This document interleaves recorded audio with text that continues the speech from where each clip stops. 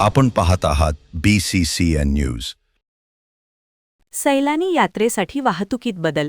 25 February ते 12 मार्च दरम्यान मार्ग वळविण्याचे जिल्हाधिकाऱ्यांचे आदेश. सैलानी बाबा दर्गा येथील 119व्या उरूस महोत्सवासाठी प्रशासनाकडून जय्यत तयारी करण्यात आली आहे. या महोत्सवाच्या काळात होणारी भाविकांची अलोट गर्दी आणि वाहतूक कोंडी लक्षात घेता जिल्हाधिकारी तथा जिल्हा दंडाधिकारी यांनी वाहतूक मार्गात बदल करण्याचे आदेश दिले आहेत. 25 फेब्रुवारी ते 12 मार्च 2026 या कालावधीत हे निर्बंध लागू राहतील. जिल्हा पोलीस अधीक्षक बुलढाणा यांच्या विनंतीनुसार जिल्हा दंडाधिकारी बुलढाणा यांनी जिल्हा वाहतूक मार्ग क्रमांक 26 वरील वाहतुकीचे वळविण्याचे आदेश जारी केले आहेत.